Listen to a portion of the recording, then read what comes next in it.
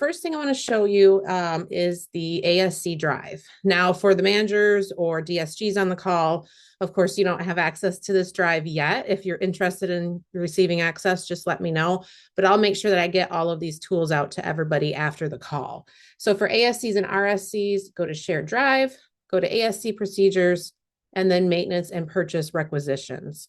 So we have our flow charts that we have here. Again, they're live documents, so they're a work in progress. So they may be tweaked a little bit as we go to make sure that they make sense for everybody. And then we have our 2 standard operating procedures, kind of really drill down step by step how to go through the process. Plus, I'll show you where you can get to those from the actual form themselves. So we like to link things through a lot of different places so that you can get what you need when you need it. So the next thing I want to show you is in Schmidt Resources, whether you're in Michigan, Ohio, or Florida, and we're going to be tweaking Schmidt Resources soon for the new year. It's going to be fantastic. But essentially, you want to get to your ASC square or your manager square, put in your password, and then get to the purchase requisition form square. This is where you can link through to both forms. So prior to kind of our transformation of the company, we had 3 different links, right? We had Michigan, Ohio, Florida. Now we have one, so you're not missing out on anything. No matter where you sit for purchase rec, you do have the form here at the top. So when you click on that form, it's a Google form. This automatically populates a Google sheet, and I'll show you that process here in a minute. But you can see that you just check the box for your email. And if you're operating a different Gmail, maybe you have more than one, maybe you have a personal one on your computer, just make sure that's recording the correct email address, because it is going to pick up whatever Gmail account you're logged into. And that is important because that's how you're going to get your notification if it's approved, or you're going to get your notification if it was denied. It's all set up on the back end, so it'll flow through to this email. So it's important that you use the one that you're going to get that notification to. Pretty self-explanatory. Office location. Now, sometimes things change. So if you're not seeing it the way the current naming parameter is, or the location, if you need to add one or change one, just let us know. Vendor name or department, this is pretty much the same as it was before, Amazon, grocery store, hardware, laser printer, so on and so forth. If it's something outside of that, maybe it's somebody's, 50th birthday and you're trying to order a cake, whatever it might be, just let us know that there. Quick description of requested item. This is going to be important because the way we have the automation set up on the back end is when accounting or ops approves it, it automatically shoots you the email with your purchase rec number without us typing anything in that email. So however you put your description of your item here is when you receive your PO number, it's going to explain it. So if you have new agent business cards, for example, for 2 different agents, make sure you put their name in there, because if you don't, you'll have to reach out and find out which one that's for. So as much detail as you can in the description will help you on the back end when you receive that approval. So super important to make sure if it's for a specific agent, who the agent is. If you are an ASC or RSC, that helps with more than one office. Super important, to make sure you know which office it is. I know you're choosing the location, but again, this will go into the description when you receive it back. Price of requested item, pretty self-explanatory. If you're not sure, go a little high. If you think it's going to be somewhere between 15 and 20, go ahead and ask for 20. If it's 15, fantastic. Your name, pretty self-explanatory. And then approved by. Now, I know this sounds confusing, right? Because aren't we asking for approval through the form? Yes and no. So it's a 2-step approval process. You need to have a verbal conversation with your supervisor prior to requesting this. And that helps the team on the back end know if it's going to need further conversation with other leadership, or if it's already been discussed by that person and there's any questions, then accounting or ops can reach out to that person. So it could be, hey, Steve, I want to buy lunch for HQ for Christmas. Do you think that's a good idea? It's probably gonna be around, $80, whatever.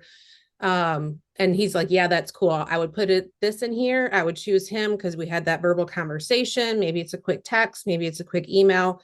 First step of the approval process is set. Complete the form here. And then once ops and accounting go through that and they're like, yep, they talked to Steve. Steve, said, hey, yeah, this is going to come through. It's all set. They'll go ahead and approve it. And it should help with some of the bottleneck experiences that we may have had prior. So again, it's a 2-step approval process. That's why it says approved by on the form now. And you choose from the drop-down drop down list, who your supervisor is or who in leadership you had this conversation with, just to go ahead and get that ball rolling. So I know it's a little confusing. That's why we kind of want to explain it. So two-step approval process. Keep in mind, we're still on the purchase rec side of the house. We'll talk about maintenance in a minute.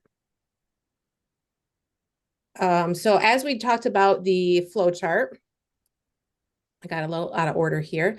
Here is a flow chart. Like I said, it's in the drive. We'll get it out to the rest of the staff to take a look at. We're going to be creating these process flows for a lot of different standardized company processes. So you'll begin to start seeing them more and more frequently. If there's a process you're like, gosh, I train on this all the time, or I do this all the time, a flow chart would be really great to have. Don't hesitate to reach out. We love those ideas. We can help create it. We can help get it out there. Just let us know. So you can see if I zoom in just a little bit, that of course the staff, the ASC, the RSC, the RMC, the DSG, the managing broker, whoever it might be, identify the need. They have that verbal conversation with their supervisor, like we mentioned, fill out the purchase rec form. And we kind of went over that. You can get it in the ASC square. You can find it in the manager square. It's linked through on this flow chart too. Ease of use, hopefully. Fill out the form. And then ops and accounting will go through and approve all the standard requests. If the request is approved, the system will go ahead and assign that GL number. You'll go ahead and get that triggered from ops and accounting, and then you'll order via the normal channels that you have been, whether it's notifying us you need an Amazon order, or if it's through Staples or through the marketing group. That end process after you've received your PO number, none of that has changed. So you'll continue to do that the same way that you have today. If it's denied, you will also get that email. It'll say, unfortunately, your request has been denied. Please speak to your supervisor for further information. Have another verbal conversation. Maybe they'll be like, oh yeah, I talked to Jason and it's a good idea, but he's not ready to do this. So we're going to do that instead. So you may have to start the process over with a new request. So it kind of splits off into that, either approved or denied. So that's the purchase requisition process as it stands today. Now, of course, like I mentioned, we're always continuously trying to improve everything. So if you have feedback for us, we'd love to hear it. So again, on this purchase rec form right at the top, you will get a click to your SOP, right? So we have the flow chart, very high level, just kind of step by step.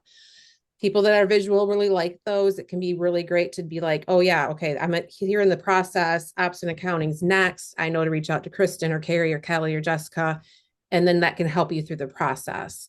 The SOP here linked through the top, the standard operating procedure, which is also in the ASC drive, kind of takes you through a little bit more detail than that flow chart. Go here, your password's on here, so it can be really useful, and it walks you through the whole process. Now you'll see too that we have it dated, so you'll know if it's the most up-to-date one. If you're looking at one from like 2023, it's going to be a problem. So make sure you have the most recent one. And again, you can see it's just a lot more detailed. It takes you through all of the steps from beginning to end, where the flow chart is just a lot more visual. Great question. Michelle asked if it's for staple orders also. I'm going to say not for your standard office supplies, but if you need a new chair, if you need a new microwave, if you need a new Keurig, if you need a bigger item from Staples, go ahead and put those on the purchase requisition form. And that way we do a little work on the back end. Is it cheaper on Staples? Is it cheaper on Amazon? Do two other offices need the same items so we can get a bulk discount? So go ahead and put the bigger items. But if you're ordering toilet paper and pens and notepads, but no, you don't need to go ahead and put that on the form. So that is a great question. That is the purchase rec process. So I'm going to go ahead and pause for one more minute to see if we have any more questions before we go over to the maintenance request process.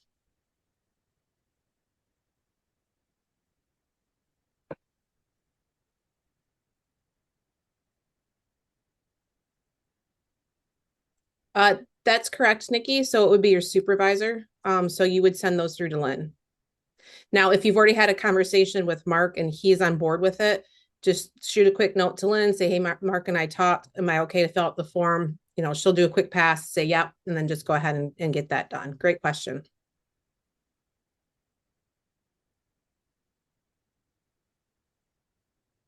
You're welcome.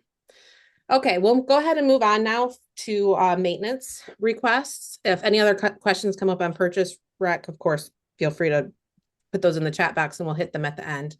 But we will talk about our maintenance request form. So back to Schmidt Resources, where everything begins, right? We're back in our purchase rec form. Again, ASC Square, Manager Square. It's the second option here now, which is the maintenance requisition form. And that loads this form. So this one's kind of orangey, kind of bright colored. Maintenance is a little bit darker. It's brick, maybe it's a sidewalk outside your office. It's kind of meant to be a facility type feel. I'll hit that at the end. Great question. So this is our maintenance request form. So just like we had on the purchase rec form, we have an SOP here. So when you click on that, just like the last time, it goes through all of your standard operating procedures. Now, again, this is a really new process for a lot of people.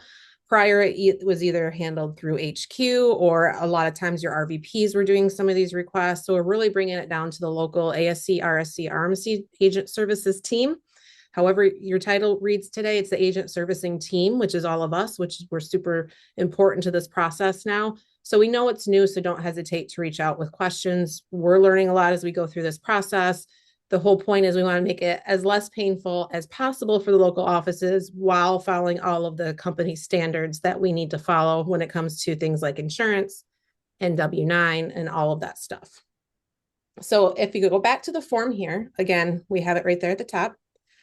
Again, with the email, you check the box, just make sure it's the right email. And then office location, of course, your name, pretty standard. Email address, again, this is also part of an automated approval process once accounting and ops puts in the GL. So make sure that email is where you're going to receive that email, because it'll be super important to get that information. Describe the maintenance need, right?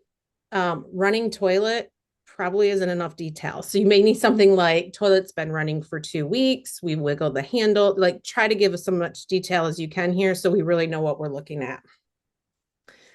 If you have photos, so obviously if it's a broken sidewalk, if it's a crack in your window, if it is chipping paint, whatever it might be, you can take photos of that. You can upload those photos right in this form. And then as the ops team is going through these with leadership, we'll be able to have that documentation in front of us. Vendor name. Now I know you're like, how would I know who my vendor is? I've never dealt with my vendor before. I might not know who they are. So if we go back to our SOPs, you'll see here, you'll see in the right spot, which I don't have it linked. I will get that linked. I thought I had it linked through here, so I apologize for that.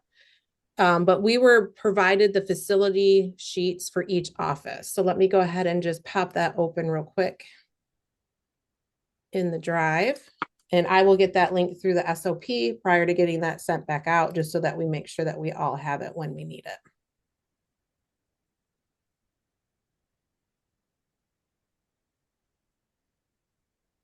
Bear with me real quick. If Jessica or Kelly are on the call and you want to type in fact in the top, because I can't remember where it is, to be honest. The fact sheets. There we go. We will get those linked through for you guys. So this particular version is Michigan. We do still have them broken out by state, just because, as you can imagine, that gets to be a really big spreadsheet if we don't. So if you're like, gosh, I need to know if we have a plumber that we trust, you would go to your office here at the bottom. You would go through who all of your preferred vendors are, and that's how you would know who to call. Now, if you have an issue in your office and you're like, for example, we had one somewhere in Lakeshore, I forget, but it was just a really rank smell coming from the basement. Wasn't sure what was going on, really didn't know where to start. Reach out to Jessica, Kelly, or myself. Talk to your direct supervisor.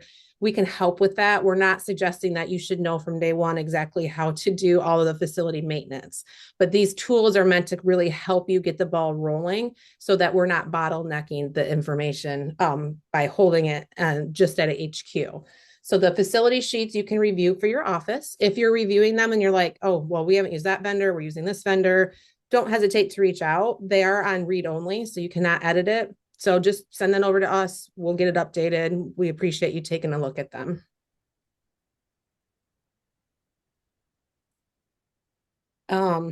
Excuse me. So you will consult the faculty sheet. And again, we'll get that link through. in order to know who to call. So we'll go back to the form now. So again, vendor name. Have you used the vendor before? Most likely, yes, if you're giving it off a vendor sheet. If no, go ahead and click no. And it may be because you've already had a conversation with somebody, or maybe there's somebody new in the area and we're going to give them a try. So it could be yes or no. It doesn't necessarily mean you have, because you may not have a vendor on the facility list that we need to engage. And if you need help with that, again, don't hesitate to reach out. W-9 and certificate of insurance. So it's super vital that we have current COI. So even if you've used a vendor before, it may or may not be current. They only last for a year. So you can imagine if you're only having your heat HVAC checked every year, most likely the COI we have in file is expired. So if we go back to the SOPs, you'll see now that you have links to both the certificate of insurance file and the W-9 file. This will allow you to quickly check, make sure they're up to date in the drive, and then you can go ahead and link them through into the form so that we make sure we have the updated. If we don't have the updated, when you're calling to schedule the quote, or if you're calling to schedule them to come out to the property to take a look, to give you an idea on price, just go ahead and ask for them to send that to you right away. That way you have it when you go to put that into the form to request the maintenance request. And then same thing for quote. Now, we know sometimes if it's a lesser item, you might not have an official quote sheet. That's okay. Do you have an email from the vendor saying, hey, I stopped by, I looked at this, it's probably going to be right around $1,200. That's okay. You can load that in there. That gives us that jumping off point to be able to make sure that we can get these approved. Some of the items are going to be approved by the ops team. Some of the items have to go to further leadership for further approval. We have a lot of deciding factors when it comes to maintenance and facility requests. Sometimes it's who's the owner. What does the lease look like? Is it really our responsibility as the tenant, or is it a landlord issue that we have to engage the landlord? So that's why we're asking for all of these requests to come through. Now, we know there's emergencies. So if we go back to the SOPs, we kind of explain that about the photos, the quotes, everything like that. And we'll talk about capital improvements in a minute. I guess it's not on the SOP yet. But if it's an emergency, if you have water running down the hallway, if your electricity is out, if you got hit by lightning, if something's on fire, emergencies are a little bit separate. Go ahead and call who you need to call, get them out there, get the ball rolling. But we still need to make sure that the form's filled out, because we still need to make sure that we get the W-9 and the COI and it's updated, that's not expired. And again, we need to make sure we understand fully whose cost is it. So if there's an emergency, vendor comes out, does first pass, and they're like, well, you either need to get it repaired or replaced. Like, that's a whole nother conversation, right? They stopped whatever the emergency was, but there's going to be a next step. That's why we ask that you make the phone call, get them scheduled, get them out there, but then also go ahead and get the information that we need and get the form filled out. Because a lot of times, once the emergency is handled, there's further steps. It either needs to be further repaired, or it needs to be ultimately replaced. So yes, emergencies, absolutely do what you got to do. And again, even an emergency, if you're like, gosh, I really just don't know, don't hesitate to reach out. Jessica, Kelly, myself, your DSG, your direct supervisor, whoever it might be. A lot of us are very accessible. So just reach out if you have any questions on that.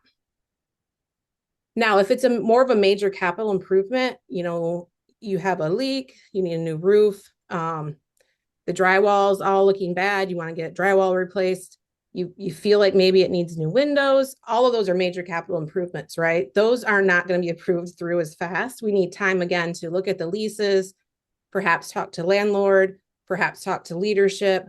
Those will be reviewed once a month. But the smaller maintenance items, go through the process, go ahead and get those filled out, and we'll get an answer back to you fairly quickly.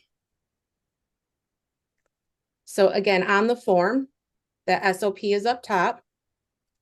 We will link through your facility sheets there. I believe they're linked through in the email I sent. I didn't realize they're not linked through here, so we will get that done. And then also the links to the drive, to the COI, and the W-9. Now, much like the purchase rec, we do have the flow chart here for the maintenance. So again, the need is identified. If it's an emergency, it's going to be pretty darn identifiable, right? You'll know. Talk through with your supervisor if there's one there. If it's an emergency, by all means, call who you need to call. Use those facility sheets to find your preferred vendor if there is one. Call the preferred vendor, request, the quote or the a ballpark idea if they know. If not, they need to come out. Certificate of insurance and W-9. If you've checked the form and they're already updated, obviously you don't need to request them. We have what we need, but do make sure you check the expiration date on those to make sure that they're not expired. Moreover, on the certificate of insurance than the W-9, and then go ahead and fill out that form. Again, ops accounting will trigger that purchase rec for approval. You go ahead and schedule the work. You'll go ahead and get the invoice because you're the one scheduling it, get that over accounting, and then accounting puts the bow on the whole process and marks it done on the spreadsheet. Now, much like the purchase rec, if it is denied for any reason, you'll also get that email, and then we'll be able to have those conversations to see if we resubmit a little bit differently or what that process might look like just based on the reason. Maybe the reason is, well, really it's the landlord's responsibility, so us as the tenant don't have to do it. We'll explain that. We'll be able to explain that to you so that we can keep you updated as well. So let me go ahead and see what questions that we have come up. Back to the purchase rec question. They asked if they have to put in a purchase rec for reloading their postage machine. I believe the answer is yes, but if Jessica or Kelly are on the phone and want to fact check me, I see Jessica nodding. I think so. Yeah, I believe we did that. And toner. I think we put those both on there, or we wanted them to go through there. I believe we took toner off, but I believe the postage is yes, that we do Okay. have to do it. Yeah, postage, yes, copy or toner, no. Okay. And I think that's on the SOP if I'm not mistaken, but great question there. Yep. Postage, is there still the link in the for the postage request? For now it is, yes. So in the Okay. ASC square, yep, purchase. So then going forward, it'll go to the Well, if purchase. they have a machine, it'll go through the purchase rec. If they need stamps, it goes through the older process. Okay, gotcha. Yep. Maybe that's where I was confused. Yep. Sue asked if the incorrect information on the facility sheet. Yes, please just shoot us an email. We have it on edit only just in case. We know nobody has ill intent, but things go wrong. Things can get deleted, moved. So go ahead and just shoot an email to Jessica or myself, and we'll get that updated on your facility sheet. The question was, do you need to touch base with Lynn or in case of emergency or possibly Kelly? Again, if it's a true emergency and you've dealt with a vendor before and you feel confident in getting them out there, go ahead and get them out there and then fill us in. Anybody that you can get in an emergency, right? Lynn, Kelly, Jessica, myself, whoever it might be, even, your sales manager, your broker, just, as long as you feel confident in who you need to call, go ahead and start that process and then just make sure that you fill us in so that we can do the rest of the story. Yep, the W-9s are kept in the W-9 folder, which is linked through the SOPs. So you'll be able to go in there and make sure that there is one. It's organized very well. Kristen and Jessica and the team have worked really hard on that. So it's by region and then it's by alpha. So if there's one in there, you don't have to worry about getting a new one. The COIs are more important to make sure they're not expired, but two on the W-9, some companies change their name, right? Maybe they have a new name, maybe they move, so they have a new mailing address. So if it looks old, it doesn't hurt to ask and make sure it's the updated information because companies do change. We're going to have a process for that we're working on, Amy. It won't be a maintenance person to regularly check, but we're going to have a process. So it'll be, these are the things you need to check once a year, every 3 months, whatever it might be. And then, of course, we're going to put standardization in process for when it comes to things like maintenance of HVAC and those things. Not quite there yet, but we are working on that. So we'll have more to come on that. The one that says micro, I think that's RISA. RISA, as far as printing stamps, we do still have stamps.com in Florida, but in order to refill it at the $50 increments, those should be put through the purchase requisition. Thank you, Kelly. I wasn't sure who that was. It is me. I don't know why it's not saying my name. Can you hear me? Yep, you can hover over your name. If you hover over your name at the top and click those 3 dots, you can rename yourself. Not in this, but when I get off this? No, up top in the Zoom, up top where you see micro or your photo, where your headshot is, you can hover over that tile and it's the three dots in the upper right. Okay. I'll call you because I don't see my headshot at all. Okay. Paul was working on my computer earlier, so something was going on. Okay, we'll get you up and running the way Okay, you want to, the thank way we you. need to. Thank you. Just to kind of touch on the W-9 and COIs, like you said, every few years, I wouldn't go more than 3 years on the W-9s to try to get an updated one because like you said, the family members change. Sometimes they pass them down to other people.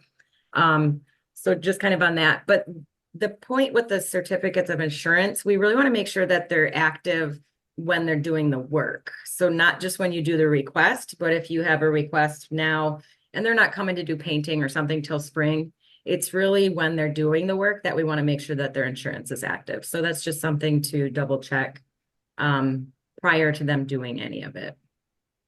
Yeah, that's a really good point. And the reason is because our workers' comp insurance audits us. And if we don't have proof of insurance on vendors that are entering our office locations, we get fined. And they're not little fines.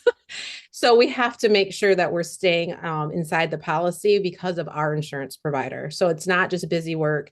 There's a liability reason, there's a risk management reason behind that. And that's why it's important to make sure, like Jessica said, that it's active when they're in the building. Because if it's not and something happens, God forbid, then our liability insurance could actually be on the hook for it. And as you can imagine, they're not going to be very happy with that. And that's why those fines are there when we go through that audit every year. So thank you for pointing that out, Jessica. I appreciate that. So Sue's question was that the first level, I can read, I promise, supervisory approval on the purchase rec should come from Lynn and not the sales manager. So every location through this transformation is a little bit different. There's local nuances. We understand that, Sue. There is a spot you'll see on the form where you can actually type in another name. So go ahead and do that. And then, we can offline what Lynn's comfortable with. I'm pretty sure she'd be comfortable. I don't want to speak for her, but I'm pretty sure she'd be comfortable with that working in your location.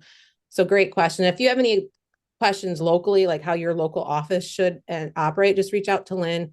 She'll clue me in and we'll get you a good answer. But yeah, there's small nuances to every region. And to that end, I almost forgot, Kelly, even though we just talked about it. To that end, if you sit in Coldwell Banker Paradise, your maintenance process is a little bit different. So reach out to Jennifer Pollitt as you do today, and she knows how to work the process for that particular region. Everybody else, make sure that you're going through the SOPs and reaching out if you have any questions.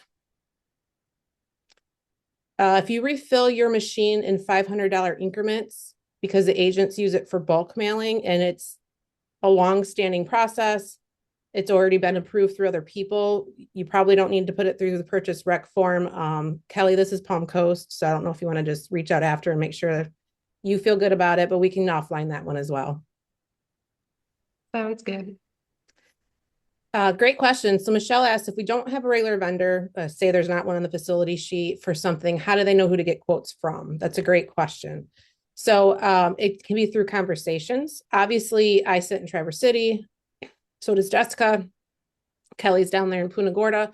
We may not know local people, but we can sure help you do research. We can recommend who you should talk to. Your trusted people, right? If you're in Venice, you could say, hey, Jeff, hey, Deanna, do you have any recommendations? Obviously, we're all in real estate, so agents always have great recommendations when it comes to vendors as well. First question you should always ask when you're working with a new vendor is, do you have your certificate of insurance? Do you have a W-9? If it's quick yeses for both those, then we can continue to vet them out. But we will always rely heavily on the local recommendations as long as they can pass those 2 checks, because we know that you guys know who in that region can be trusted and provides good service. So again, it can be a conversation with multiple people, just depending on what the situation is. And at the end of the day, if you have no idea, just reach out, reach out and we'll work the problem together. You can also view I think they have access to the whole thing, but you could view a neighboring office and just see who they use as well, because sometimes they service large areas. And then it kind of cuts down on some of the work if we already have the W-9 and certificates, if they work for us at a different office or something. So. And because the facility sheets are open, which is why we have them on read only and not edit, you can see the other offices. So if you're sitting 10 miles from a different office, feel free to check theirs and see if they have somebody on the list.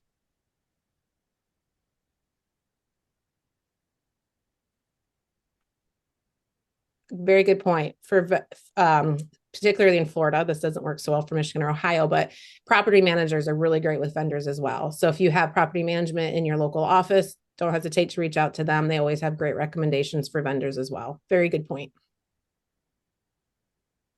We'll go ahead and pause because I know, first of all, it's two processes we've talked about and they are different and there's a lot here. So we'll give it a minute to see if anybody else has any questions.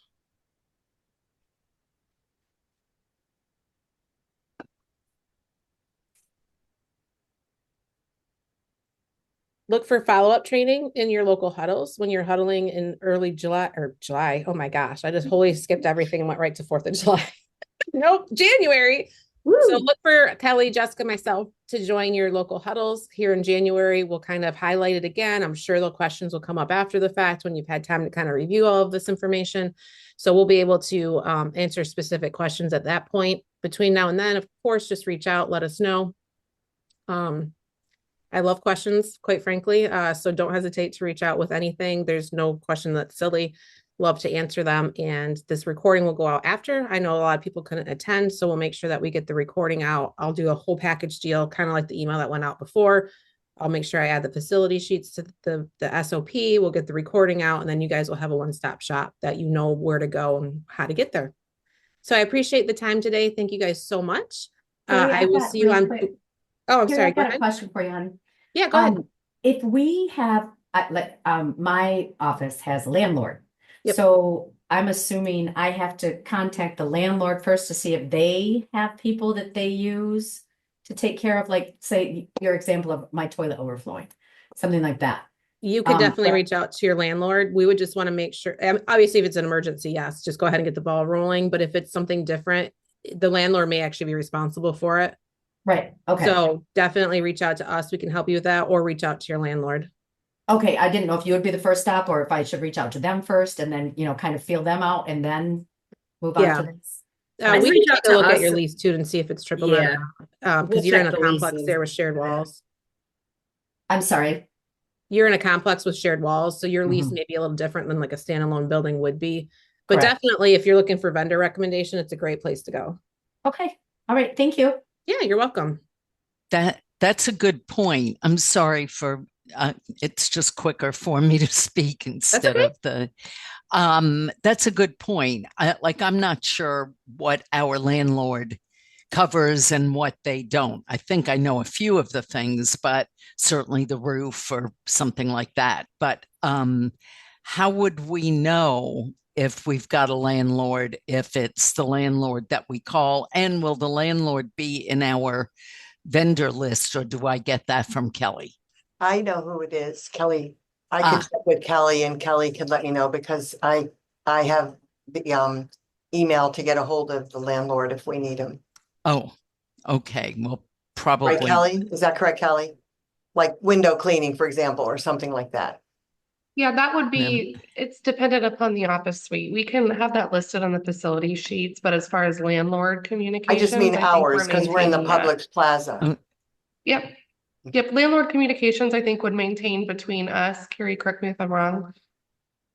I think so. In general, yes. But if they already have if they see the landlord and he pops it, No, we don't. Yeah. Okay. Yeah. But yeah, we can help you with that. That way we just have a good feel for what's going on and how the lease reads and everything like that. And people can reach out with that question prior to putting anything in, say, hey, our sidewalk has a crack in it or something. Who would be responsible? Because if it's not even our responsibility, then there's no point getting quotes. Exactly. So that's just a quick email to myself, Carrie, or Kelly to check the lease really quick, and then it would proceed there through the operating procedure. Okay. That would be easy enough because I had a rapport with them in the beginning when we first moved in. So, that's good. Yeah. Yeah. All good points, all good questions.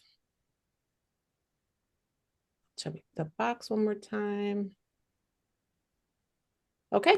Well, I certainly appreciate your time today. Truly look for that follow-up email to come out just as soon as this recording will go up to the cloud and YouTube, and we'll get it all back out. If you have any questions, don't hesitate to reach out and look for some more follow-up come January. And I will see all of you guys on Blue Sync tomorrow. Thanks so much. Bye now. Merry Christmas, everyone. Merry Christmas.